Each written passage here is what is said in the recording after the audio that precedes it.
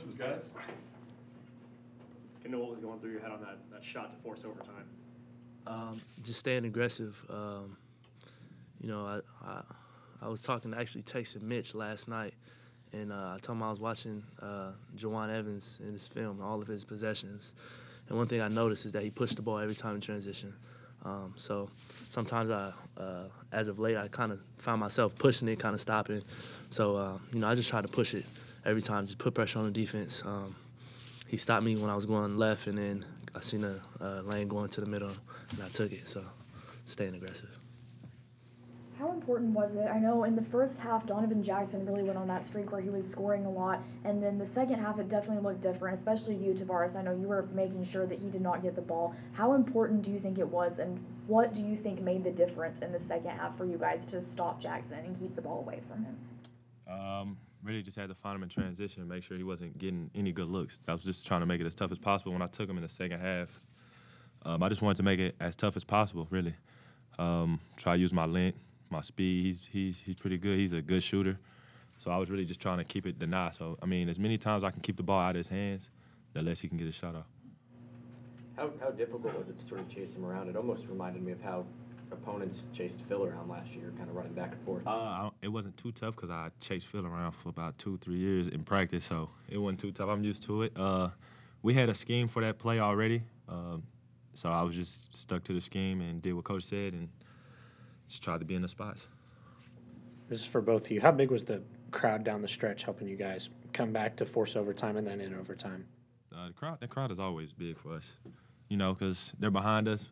When we get going and they get into it, that gets our juices flowing even more, you know. So they keep us going. Even when we're playing slow or shots not falling, the crowd's getting loud on. They can get loud on the smallest thing, a block or anything, and they can get us going at any moment. And what did you see as the difference the last couple of minutes of overtime where you guys pulled away? You know, we just found it. Coach really got on us at halftime. I mean. He got on us. So just the whole second half, we just came out with a sense of urgency. And, you know, we told each other that we wasn't going to lose. You know, we wanted this win. So we did whatever it took to win, stepped up, make big plays, and we came out with the victory. Would you say he got on you more so than a normal game? Oh, definitely. It was that's probably the most energetic in terms of just trying to get us riled up that I've seen him. So, yeah.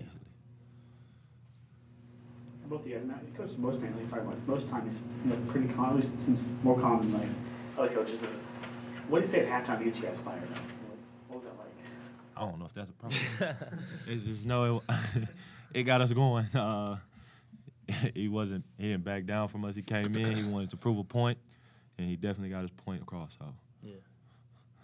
After the OU game, you sat in the stands with your dad and talked for almost half an hour. What was that talk like, and do you think that helped you?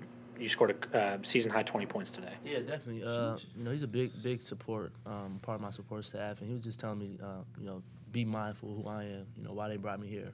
And I kind of lost sight of it a little bit, you know, wasn't being as aggressive. So, I mean, you know, when your dad is talking to you like that, and he was serious. I mean, if you've seen it, he was, you know, it wasn't a pretty conversation. So, you know, I've watched so much film within the last couple of days of how I can be better, talking to Mitch and seeing how, you know, we can work together. So, I mean, I just completely just dived in and focused on the basketball part, and, you know, it rewarded me. You mentioned talking to Mitch some and even seeing what Juwan was doing last year. Have you talked to him at all or about tips or pointers? Juwan? Yes, Juwan. No, I haven't talked to I talked to Juwan in the summer. When he was down here in the summer? Oh, yeah. Yeah, I talked to him a little bit in the summer. He gave me a few tips. I talked to a few other guys, Royce O'Neal from Baylor, Isaiah Taylor that was at Texas, just talking about the league in general. You know, any kind of tips that they could give me, you know, I kind of asked for those, and they gave me a few of them. Now that you're a couple games into league play, what did you know now that you didn't know before? Just the competitiveness. Every single play is competitive. You know, you can't take plays off.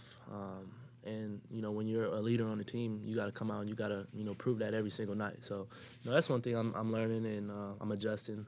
So, I mean, I'm going to continue to get better as the season goes on. Tavares, I don't think anybody on your guys' roster had beaten Iowa State before. I think your freshman year you guys came close up there. But is it nice to finally come out on the other side against this team? Most definitely.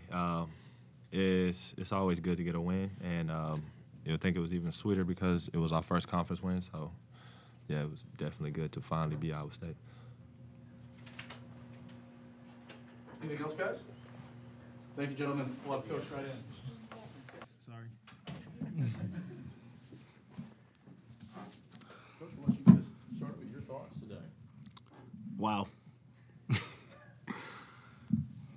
This league's amazing. I mean, I'm really, really proud of our guys for a lot of reasons. Obviously, for coming out and winning a game in this league, which is really hard to do. For beating a team who had no one, at least in my locker room, coaching staff included, had ever had a win against that program.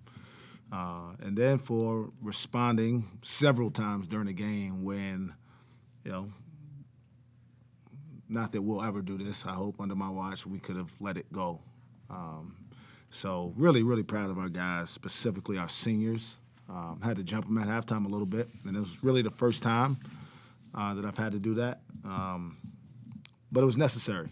And, I'm not a kicker and yeller and screamer, but I thought they needed it. And, for those guys all collectively to respond the way they did makes me really proud to be their coach. I think Kendall Smith described you as energetic at halftime. That's a good way to describe it. I'm usually pretty mild, I guess, right? But, you have to have a sense of urgency. I mean, in this league, at this level, and I throw out the records, man. Throw them out. This is a hard league to win in no matter what, no matter where you are. There's going to be very few nights where somebody's going to run away, and that happened to us the other day, and so that's the other part. I mean, for us to bounce back from a pretty embarrassing loss, was pretty cool to see. To you guys go up 13, that 17-0 run, was that you guys letting your guard down defensively? Yeah, I think there was just immaturity. I told our guys, we played immature basketball for the last half of the first half. We played like we thought they were going to stop playing. And I told them, guys, that there is no such thing in this league. Doesn't matter who the opponent is, what their numbers look like, what their record is. You're going to get the very best from every team, and that's the way we have to approach it. And we did to start the game. Then we let up, and they made a run. But, again, for us to respond the second half the way we did and finish the game, specifically our seniors, was really cool to see. This was kind of a huge bounce-back game for Kendall after he kind of struggled against Carter and Young. Yeah, no question. It was a huge bounce-back game for a lot of guys. I mean, no one played well the other night. Desagua made some shots, obviously, but collectively, and I told them, including me, we got our tails kicked the other day, and we got back to the basics and got back to doing the competitive things that we've done from day one here for the last couple of days, and I think that showed up here at today's game. How important was it? I asked Tavares about how important it was to make sure to keep the ball out of Donovan Jackson's hands in the second half. I know with the defense and at the end of the first half, that was something where Jackson really went on that run, and that made the big difference for losing the lead. What do you think, of course, was it the halftime speech, or what do you think made the difference as far as just for them and especially Shine to be able to keep the ball out of Jackson's hands in the second half? Yeah, it wasn't the halftime speech. Those kids won the game. They banded together and competed as hard as they could for 25 minutes. That's what won. Even when we were down 8 with, 3 minutes to go or so, they just kept fighting. And that's who we have to be. And that's who I am. So maybe they're starting to take on my personality a little bit in that regard. But I continue to preach that message of just be a fighter. As far as Donovan is, he's a great player. He's a guy who obviously can score a lot of points in a short amount of time. Sean took on that challenge personally and did a pretty good job, even though he got loose a few more times to try to shut him down. I know you said this was a type of game that your guys could have let go, but the fact that they did stay so composed, what do you think that says about their guys, and what can they maybe take? Is there some carryover, do you think, that they can take with them as Big 12 play? I think so. I think the lesson is winning's really hard, and you just have to figure it out as you go. The game plans kind of get thrown out of the window in these type of games. It's really about making competitive plays, being tough, and having a togetherness that you can look to your right and left and feel good about the guys that are out there with you. And I think collectively we're starting to buy into that, starting to understand it, and obviously the win validates that a little bit. And so hopefully it's something we can build on moving forward. I know free throws have been a topic that have been mentioned a lot in the pressers. And how important do you think it was? I know both Jeffrey Carroll and Kendall Smith made some free throws toward the end that helped to extend the Cowboys' advantage. How much did those matter? They're huge. I mean, again, I was kind of baffled me that we haven't shot free throws better the last 2 games because we had been a really good free throw shooting up to that point. We haven't really changed much. We still shoot free throws a lot, but we had always done that. We shoot them at the beginning of practice, we shoot them at the end, we shoot them in the middle. So we put a lot of emphasis on, because again, to me, that's a toughness deal. I mean, there's no one guarding you. You're a college basketball player on scholarship in the Big 12. I think you can step up to the line and make that shot at a very high rate, no matter who it is. I don't buy into their bad free throw shooters. No, you just have to practice, and we do enough of that, so I expect us to make them. First conference win for you, a sigh of relief at all now? No such thing. I mean, there's no sigh of relief. I know that K-State, I don't know what's happening today, but I know they're going to be really hard to get ready for. So feels good to win. It always beats the alternative. And there's a sense of survival in this league to a certain degree, right? You get through and you got to win. It's better than not. And you stop a 2-game losing streak. But, you know, we're going to go on the road, and this league's really hard to win on the road in. It'll be a great environment, I'm sure, and we'll have a different type of challenge on Wednesday afternoon or evening. How much did the crowd influence your team's the shooting streak you guys got on at the end of the game and into overtime? Yeah, I don't know about shot making and all that stuff. I don't know how much they impact that. But what I do think is, and I think our fans continue to buy into this, is they impact the energy in the building. They impact the psyche of the other team. It's hard for the other team to deal with a crowd screaming at every single call that goes their way or whatever the case is. And so the other part is our players feel that they've got people behind them. And they do a great job of playing with an unbelievable amount of pride to represent those people. And, you know, there's no mistake about it that you got to protect your home court in this league. And so to have a great home court experience and environment gives you a better chance than not having one. Lindy ends up getting 24 minutes, so obviously he's doing pretty well. Yeah, I mean, you know, his parents asked me last night how he was doing and whether he would play, and I told him I thought that he was going to be available and that I would put him out there as early as I could to see how he was doing. I didn't expect him to have to play 24 minutes, but I certainly didn't anticipate a 45-minute game today either. And he seemed fine. I asked him how he felt after the game, and he said he's feeling fine, and the doctors and the trainers have advised me that. Coach, you preach defense. How am I supposed to see a couple of block shots of the defense down the stretch and then overtime to kind of get the offense fueled a little bit? It was great. I mean, everything kind of gets morphed in this league. I mean, I think we're a really good defensive team, and we've given up 85, 109, and 87 in 3 games, which doesn't really speak to being a really good defensive team.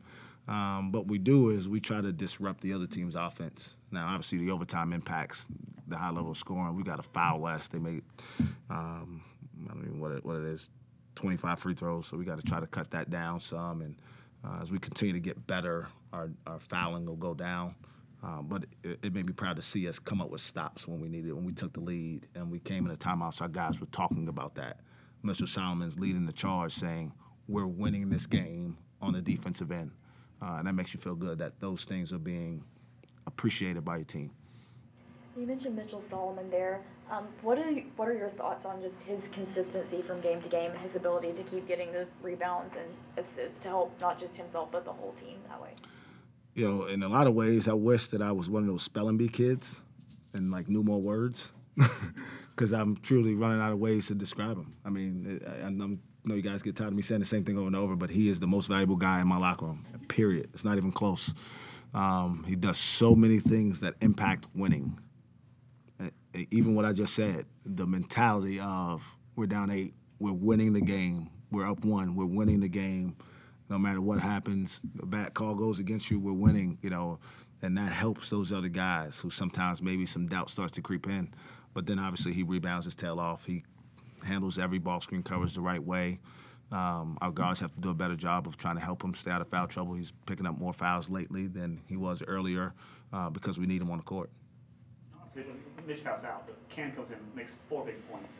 What was it like to see him make some big points down the stretch there for you? It's good. We need everybody. You know, we got a little bit from Desire the other day, and he kind of reverted today. But we need consistency from everybody.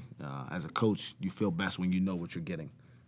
And then you can kind of get into a flow. We still haven't quite gotten there yet. Cam didn't play particularly well the other day, but today he came up big. Started Young Kuba today.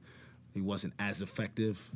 He picked up some fouls early, so that affected it. But, you know, Cam, just like everybody else on the team, needs to continue to be more consistent with how they play and what they produce. Kendall was talking about, I've been watching some film of Juwan Evans, talking to Mitchell about some things. Are you seeing him going through the learning process of what it takes to? Yeah, I mean, that's one thing that I've really admired about Kendall since he's gotten here. He's been a kid who's been eager to learn. No one spends more time in my office watching film and asking questions than he does. I mean, it's almost daily. He says, hey, Coach, can I come by for 30 minutes? And it may be watching something that we did last year versus the team. That was what the case was today. He thought that we were really effective in our ball screen stuff last year against Iowa State. Or just, hey, what are you thinking? What do you want from me in this situation? And his growth and his maturity has allowed us to have success so far because he's been so coachable and has allowed winning to be the most important thing and not just, hey, I want to have a good senior year and get drafted and all that stuff that doesn't really mean anything to this team at this moment. When Kendall shot to send it into overtime, did you guys have a play called on that, or did you just give the ball to him and try to let him make a play? That's a situation that I feel comfortable with him making a good decision. You know, we didn't make a call. I probably would have called something specific if we needed a 3, but the fact that he missed the second free throw felt good that we would be able to attack without giving him a chance to set up or try to take away something. And again, that's twice now because he did the same thing against Florida State, just attacked and got himself downhill to create some confusion and was able to come up with a big basket for us. Anything else, guys? Thank you. Thank you, guys. We'll let you guys